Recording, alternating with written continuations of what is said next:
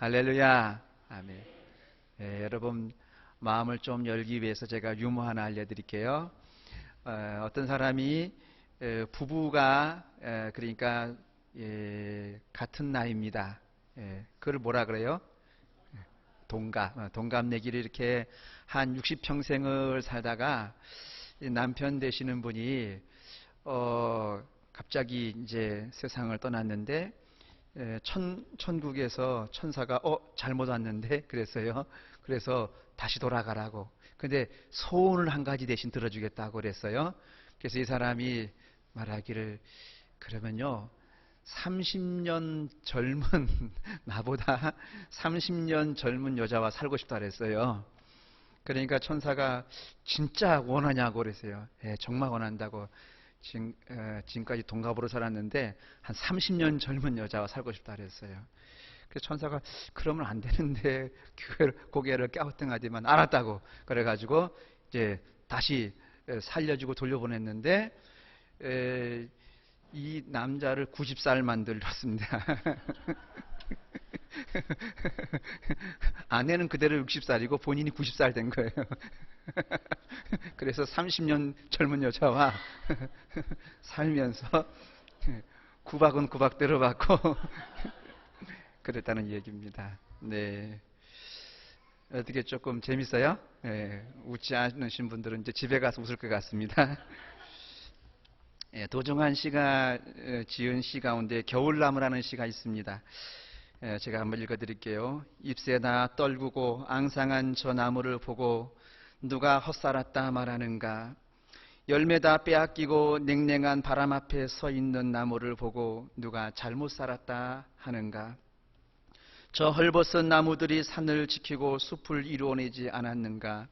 하찮은 언덕도 산맥의 큰 줄기도 그들이 젊은 날 다 받쳐 지켜오지 않았는가. 빈 가지에 새 없는 둥지 하나 매달고 있어도 끝났다고 함부로 말하지 말라.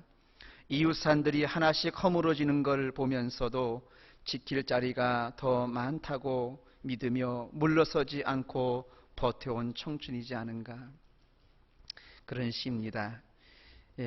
또 용혜원의 시인이 쓴 가을비를 맞으며라는 시가 있습니다.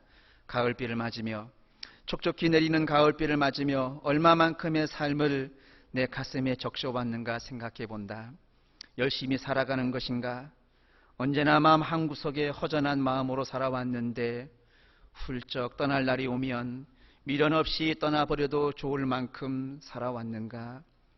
봄비는 가을을 위하여 있다지만 가을비는 무엇을 위해 있는 것일까? 싸늘한 감촉이 인생 끝에서 서성이는 자들에게 가라는 신호인 듯한데 온몸을 적실 만큼 가을비를 맞으면 그때는 무슨 옷으로 다시 갈아입고 내일을 가야 하는가. 이런 시입니다. 이 시 속에서 가을 다음에 올 겨울을 내다보는 시인의 초조한 마음이 묻어납니다. 어느덧 한 해의 끝자락에 서 있습니다.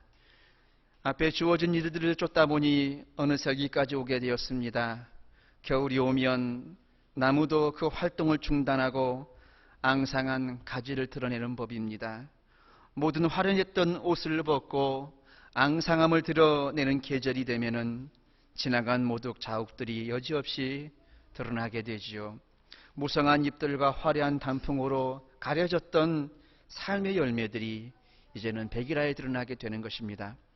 이런 겨울이 자연에만 존재하는 것이 아닙니다. 우리 인생에도 이런 겨울이 있습니다. 인생의 겨울은 누구에게나 찾아옵니다. 인생의 겨울이 오면 그렇게 화려하고 아름답던 치장들은 하나둘씩 벗겨지고 그동안 감추어왔던 지난날의 흔적들이 드러나게 되어 있습니다. 이때는 더 이상 노래할 수 없습니다. 더 이상 씨앗을 뿌릴 수 없습니다. 새로운 기회도 주어지지 않습니다. 단지 삶에 대한 평가가 있을 뿐입니다. 오늘 본문의 말씀은 일평생 하나님의 뜻을 위해 살았던 사도 바울이 자신의 마지막 인생을 어떻게 정리하고 있는지를 잘 보여주고 있습니다. 자신의 마지막을 위해서 지금까지 달려왔던 그의 삶이 무엇이었는지를 보여주고 있습니다. 오늘 본문은 사도 바울이 쓴 마지막 편지입니다. 디모데후서는 사도 바울이 쓴 성경 가운데 마지막 13번째 편지입니다. 그가 죽음을 앞두고 쓴 편지입니다. 그래서 디모데후서의 편지는 그의 유언과 같은 글이라고 할 수 있습니다. 사도 바울은 그의 영적 아들인 디모데에게 유언과 같은 편지를 쓰고 있습니다. 그래서 디모데후서를 읽노라면은 이 글의 분위기가 아주 때로는 감정적인 부분들이 많이 있습니다. 예컨대 디모데야, 너는 어서 속히 오라. 올 때 외투를 좀 가져와라. 나의 이 외로움을 달랠 수 있도록 가죽에 쓴 책도 좀 가져와 달라.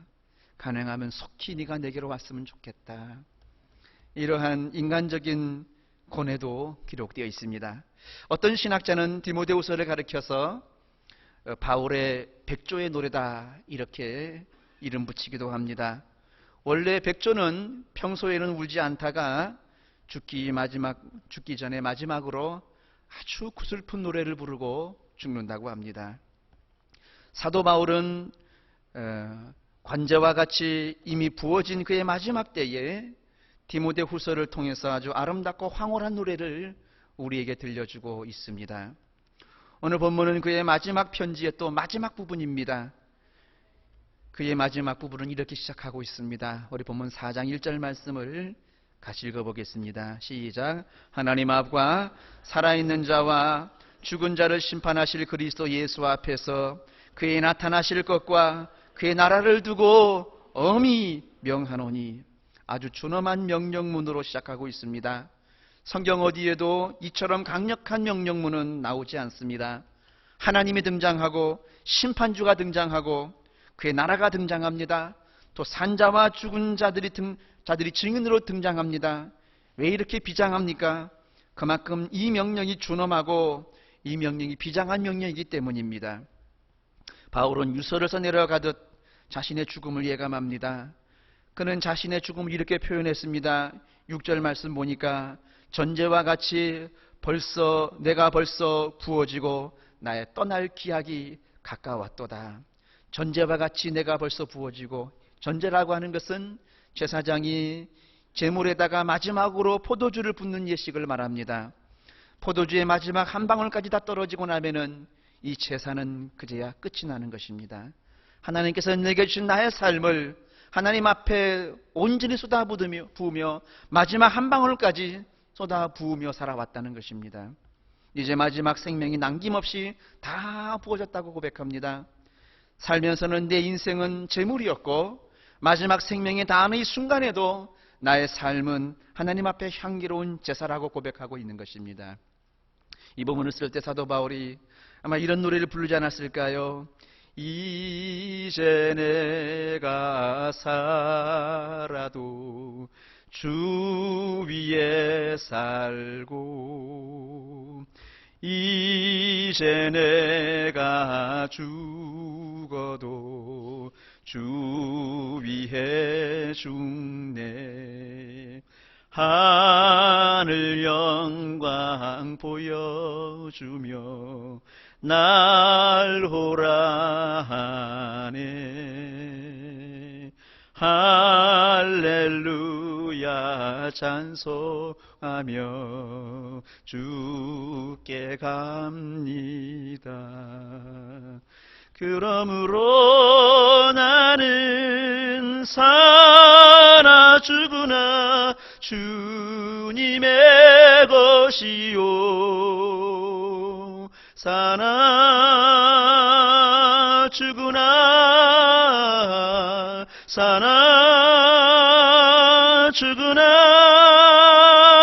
날 위해 피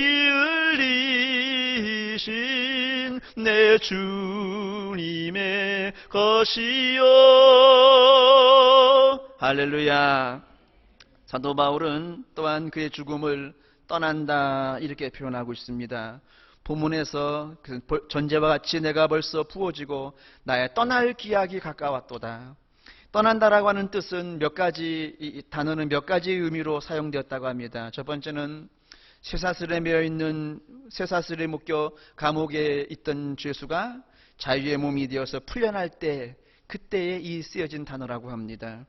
바울은 자신의 죽음을 이 땅의 모든 연약함과 질병과 고통으로부터 자유를 얻는 것이라고 받아들이고 있는 것입니다. 또 이 단어가 쓰여진 것은 무거운 멍에를 메고 밭을 갈던 소가 멍에를 내려놓고 가벼운 몸으로 우리에 들어가 구유에 준비된 맛있는 음식을 먹이를 마음껏 먹고 즐기는 그때 사용하는 단어라고 합니다. 사도 바울은 자신의 죽음을 안식을 즐기는 것이라고 표현합니다.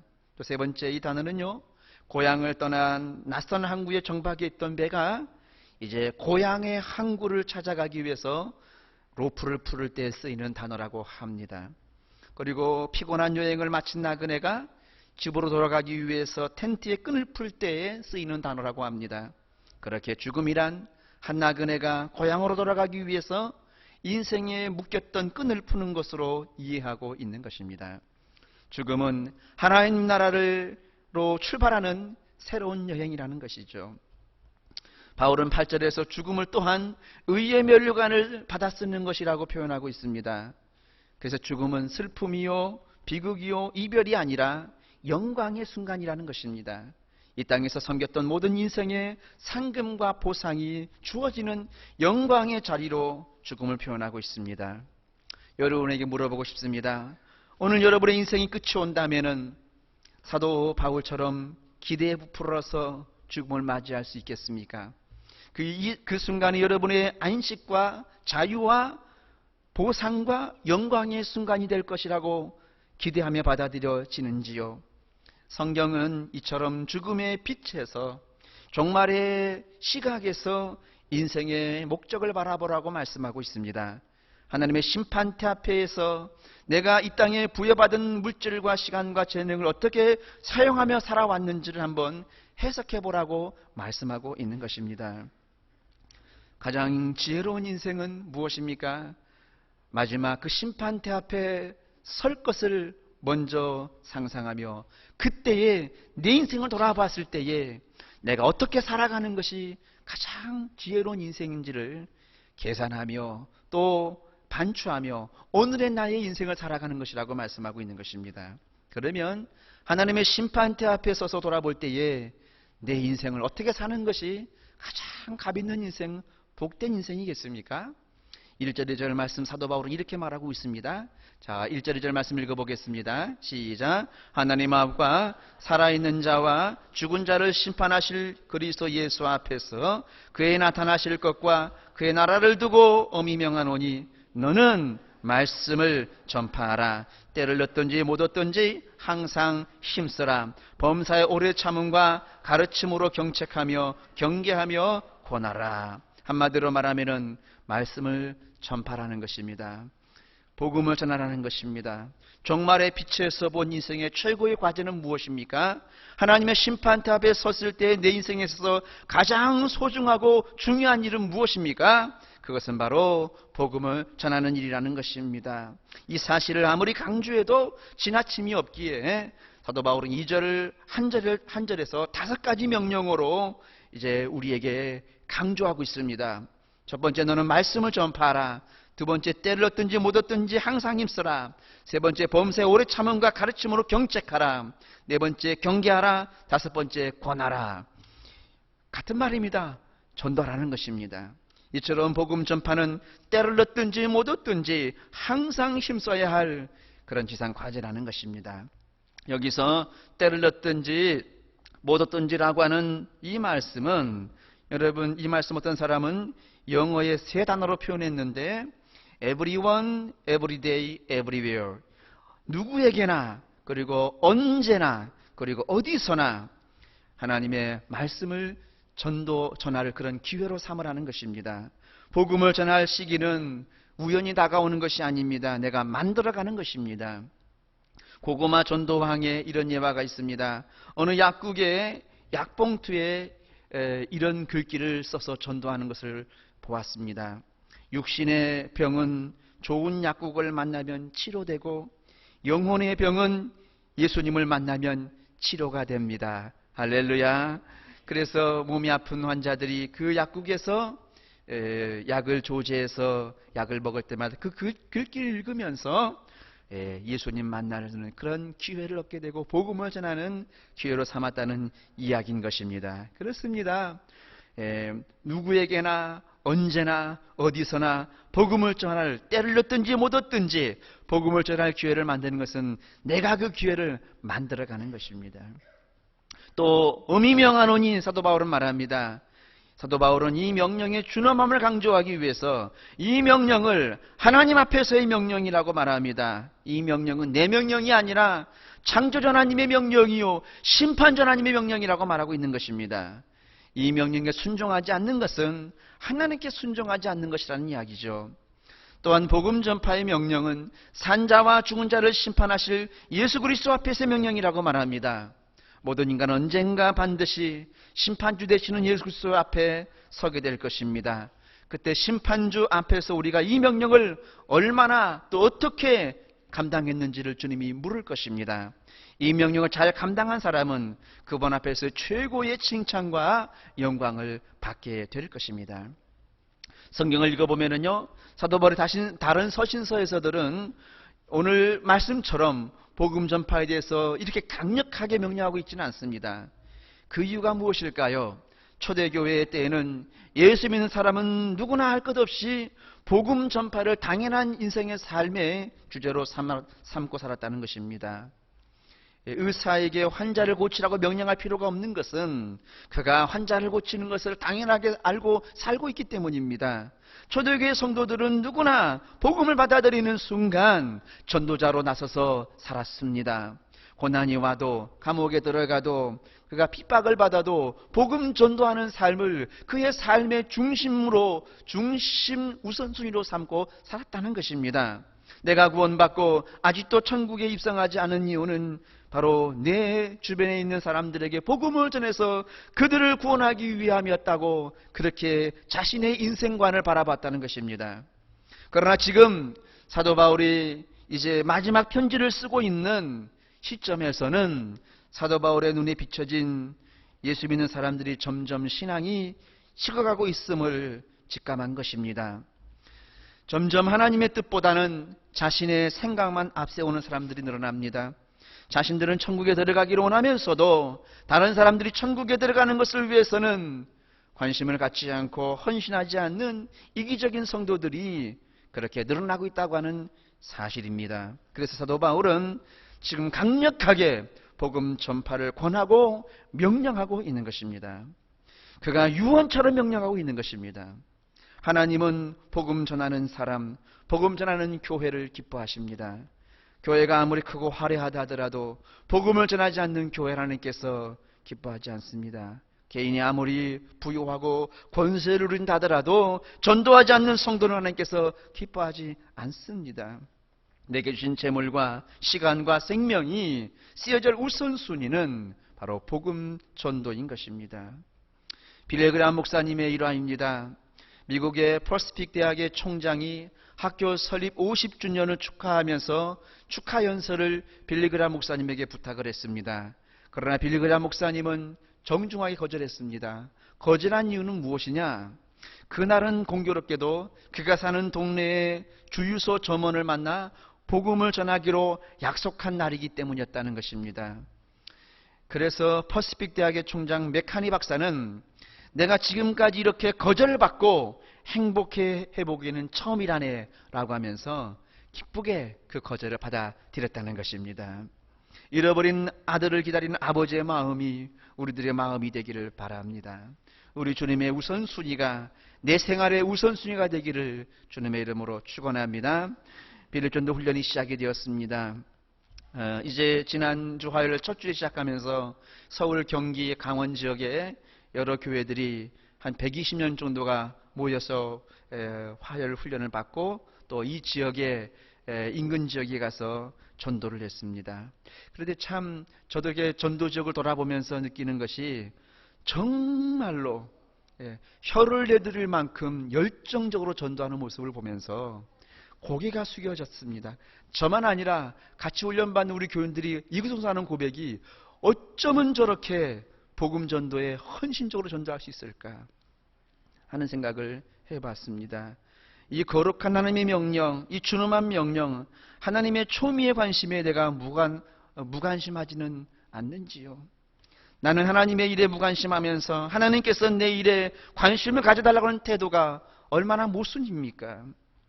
우리는 진지하게 스스로 물어보아야 합니다. 나는 한 영혼을 구원하기 위해서 얼마나 값진 대가를 치를 각오를 하고 있는가?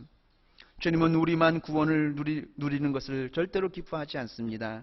주님은 절대로 그것에 만족하지 않습니다. 하나님 여전히 문 밖에 죄인들이 돌아오기를 기다리고 계십니다. 하나님이 우리를 먼저 구원하신 이유는 우리가 빨리 가서 하나님이 기다리는 이른 양들을 찾아서 하나님의 집으로 데려오라는 것입니다. 이러한 주님의 심정을 안다면 어떤 희생을 치르고라도 이른 양을 찾아오게 될 것입니다.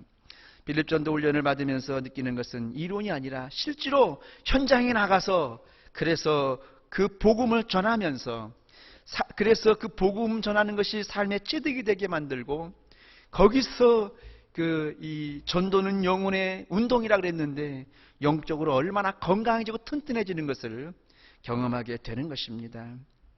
여러분, 빌립 전도를 통해서 느끼는 것은 그렇구나. 복음을 전하는 것은 희생을 각오하는구나. 그런데 그 희생이 너무나 즐겁고 기쁜 희생이 되는 것을 보게 됩니다. 여러분, 영화 타이타닉을 아시는지요? 영화 내용이 아니라 실제로 그 타이타닉의 실화를 하나 소개해드리고자 합니다.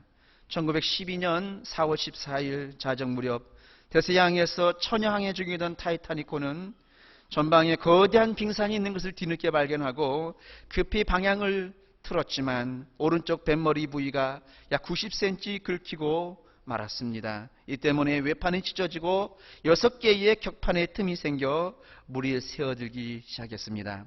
그리고 거대한 배는 1시간 반 만에 차가운 바닷속으로 완전히 침몰하고 말았습니다. 그 배에 한 목사님이 타고 있었는데 그분은 영국의 글라스고에서 미국 시카고의 무디 교회의 담임 목사님으로 부임하러 가던 존 하퍼 목사님이었습니다. 목사님은 여인들과 아이들이 구명선에 타도록 최후까지 도왔습니다. 그리고 구명선이 다 떠나간 후에 서서히 기울어져가는 배의 난간을 붙잡고 죽음의 공포에 떨고 있는 한 청년을 붙잡고 전도하기 시작했습니다. 저보게 청년, 나는 영국의 글라스고에 사는 존 하퍼 목사이요. 젊은이는 구원받았소. 그러자 젊은이는 고개를 좌우로 흔들었습니다. 그렇다면 당신의 젊은이, 당신의 죄를 짊어지고 십자가에서 돌아가신 예수 그리스도가 당신을 구원할 수 있어. 그분을 당신의 구서주로 영접하시오.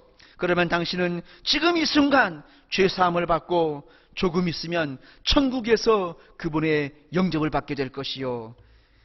이 청년은 아무 대답도 하지 않았습니다. 잠시 후에 하퍼 목사님은 큰 소리 다시 외쳤습니다. 주 예수를 믿으시오 청년. 그래야 당신은 구원을 받을 수 있어. 주 예수를 믿으려면 지금 나를 따라 기도해 보시오. 주 예수님, 나를 구원해 주소서. 그리고 나에게 자비를 베풀어 주셔서 당신의 자녀가 되게 해 주소서. 이 청년은 존 하퍼 목사님을 따라서 그리스도를 영접하는 영접 기도를 같이 따라서 드렸습니다. 그런데 이 청년은 기적적으로 생존자에 포함된 것입니다. 하퍼 목사님은 이제 살아남지 못했지만 이 청년은 살아남은 것입니다. 후일 살아남은 이 청년은 존 하퍼 목사님이 부임하기로 예정되어 있던 시카고의 무디 교회를 찾아가서 간증하겠다고 나선 것입니다. 존 하퍼 목사님은 무디 교회 목사가 될 수는 없었지만은 그러나 침몰해가는 이 배에서의 존 하퍼 목사님이 마지막 전도를 받고 예수 그리스도를 영접했던 이 청년의 간증은 그 교회의 수년간 복음 전도의 뜨거운 열정을 불러일으키기에 충분했던 것입니다. 자기들의 교회에 오실 목사님이 최후의 마지막 순간까지 예수 그리스도의 복음을 위하여 사람들의 영혼을 구원했다는 이 사실이 이 교회를 흥분시키고 감격시키기에 충분했던 것이죠. 스코틀랜드에서 온 이 청년은 이런 말로 자신의 간증을 마무리했다고 합니다. 나는 존 하퍼 목사님의 마지막 전도 열매입니다. 그러나 저를 통하여 더 많은 사람들이 예수 그리스도를 발견하게 될 것입니다. 할렐루야. 조나파 목사님은 자기 생의 최악의 순간을 전도의 기회로 삼았던 것입니다. 자신의 생명을 던지며 외쳤던 전도였기에 그 복음은 불신앙의 청년을 변화시키기에 충분한 힘을 가지고 있었습니다. 어떤 의미에서 죽어가는 생명을 살리는 일은 희생을 요구합니다. 희생하지 않고는 전도할 수 없습니다. 한 사람을 예수 믿게 하려면 결코 빈손으로는 안 됩니다. 왜냐하면 전도는 죽은 자를 살리는 일이기 때문에 희생 없이는 생명을 구할 수가 없기 때문입니다. 하나님도 우리에게 복음을 전하시려고 희생하셨습니다. 독생자 예수 그리스도를 이 땅에 내어주시고 십자가의 죽음에 내어주셨습니다. 아들은 그 아버지에게 있어서 가장 소중한 보물 아닙니까? 그 보물을 죽음에 내어주신 것입니다. 그러므로 복음은 희생이 밑바탕에 흐르고 있습니다. 하나님만 아니라 수많은 믿음의 선조들이 이 복음을 전하기 위해서 희생했습니다. 우리나라에 120년 전에 복음을 들고 왔던 선교사들, 그들의 희생을 여러분 상상해 보셨습니까? 여러분, 그들은 이 머나먼 조선이란 땅에 와서 서양 귀신이라는 비난을 받으면서 핍박을 받으면서 그 풍토병에 걸려가면서 그리고 임신한 아내가 그 풍토병을 이기지 못하고 죽어가는, 그래서 그 아내와 어린 자식을 이름 없는 산에 묻으면서 그렇게 복음을 전했습니다. 그렇기 때문에 우리가 이 자리에 있게 된 것입니다. 하나님의 희생에 동참한 자들이 있었기에 우리에게 이 구원이 임하게 된 것입니다. 우리가 예수를 믿고 생명을 얻게 된 것은 누군가가 우리를 위하여 희생해 주었기 때문입니다. 누군가 나도 모르는 사이에 눈물을 흘리며 기도해 주었기 때문에 내 심령이 열려서 예수님을 영접하게 된 것입니다. 누군가 나를 위해 시간을 바치고 돈을 써가면서 희생해 준 사람 덕분에 내가 오늘 이렇게 예수 믿게 된 것입니다. 그러므로 우리 모두는 복음의 빚진 자인 것입니다. 왜 많은 사람들이 복음의 전도에 대한 가치도 알고 전도에 대한 욕구도 있지만 왜 나서지 못합니까? 희생하지 않으려고 하기 때문인 것입니다. 그러나 희생하려고 하면은 여러분 전도의 열매가 무수히 맺혀지게 될 것입니다. 할렐루야. 한순이 국화꽃을 피우기 위해서 봄부터 소쩍새가 그렇게 울었던 것처럼 한 사람을 구원하기 위해서는 수고의 땀이 필요한 법입니다. 희생이 없는 전도는 불가능합니다. 왜 사람들의 전도의 필요성과 그 중요성을 알면서도 열매가 없습니까? 희생하지 않고 전도하려고 하기 때문입니다. 희생이 없이 생명의 열매를 맺으려고 하기 때문입니다. 복음을 위해서 기꺼이 여러분 희생하십시오. 하나님은 독생자 예수 그리스도를 희생해 주셨습니다. 돈이 필요하면 돈을 내놓으십시오. 시간이 필요하면 시간을 내놓으십시오.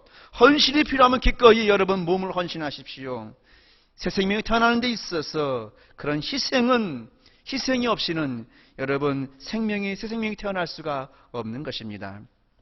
미국의 전 카터 대통령이 쓴 Why not the best라는 그러한 문구가 있습니다.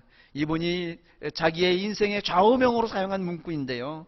Why not the best? 왜 최선을 다하지 않는가? 그분의 인생의 좌우명이랍니다. 이 좌우명을 갖게 된 일화가 있습니다. 지미 카터 대통령은요, 수십 년 동안 자기 교회의 전도 집회에 10년 동안 참가를 하면서 매년 그가 이 14가정씩을 반드시 이제 이 전도 열매를 맺어서 등록을 시켰다고 합니다. 그러니까 10년 동안 140가정을 전도한 셈입니다. 참으로 대단한 열매입니다. 그래서 그는 늘 마음 한구석에 나는 10년 동안 140가정을 전도에서 등록시킨 그러한 사람이라고 하면서 은근히 자부심을 가지고 있었답니다. 그런데 그가 1966년도에 주지사에 출마를 하면서 선거운동을 하였는데 3개월 동안 30만 명이 넘는 사람들과 악수를 했답니다. 주지사에 당선된 뒤 그는 마음에 이런 부끄러운 가책이 들었습니다. 나는 주지사에 당선되기 위해서 3개월 동안 30만 명의 사람들을 만나보려고 그들을 손잡아 보려고 그렇게 노력을 했는데, 하나님을 위해서는 14년 동안 140가정밖에 내가 복음을 전하지 못했다니 보통 부끄러운 일이 아니다. 이렇게 지미 카터 대통령은 그런 가책을 느꼈다고 합니다. 그러면서 Why not the best? 왜 최선을 다하지 않았는가? 내가 주지사 당선되기 위해서는 그렇게 최선을 다했는데, 복음을 전하기 위해서 그렇게 최선을 다했는가 과연? 그렇게 고백을 간증을 했다는 이야기입니다. 우리에게는 이런 가책이 없습니까? 자신의 목표를 달성하기 위해서는 온갖 정성을 다 쏟아붓고 없는 이 시간도 만들어내며 돈도 아낌없이 쏟아붓고 전력 투구하면서 하나님이 찾고 계시는 이런 양, 기회를 놓치면 영원히 멸망할 수밖에 없는 불쌍한 영혼을 위해서는 시간도 별로 안 들이고 돈도 안 쓰려고 하고 관심도 별로 기울이지 않고 있는 그런 신앙은 아니죠. 그렇다면 우리는 사랑을 말하기는 너무나 부끄러운 신앙인 아닙니까? 우리는 사랑을 위해서 희생을 각오해야만 합니다. 사랑이란 나무는요, 희생을 먹고 자라기 때문인 것입니다. 오늘 사도 바울은 다시 한번 우리에게 이렇게 명령합니다. 하나님 앞과 살아있는 자와 죽은 자를 심판하실 그리스도 예수 앞에서 그가 나타나실 것과 그의 나라를 두고 미명하노니 너는 말씀을 전파하라. 때려 듣든지 못 듣든지 항상 힘쓰라. 할렐루야. 우리 같이 한번 주부인 찬양 드리기 원합니다. 지금은 엘리야 때처럼 주의 말씀이 선포되고 또 주의 종 모세의 때와 같이 언약이 성취되네. 여러분 같이 한번 찬양 드리겠습니다.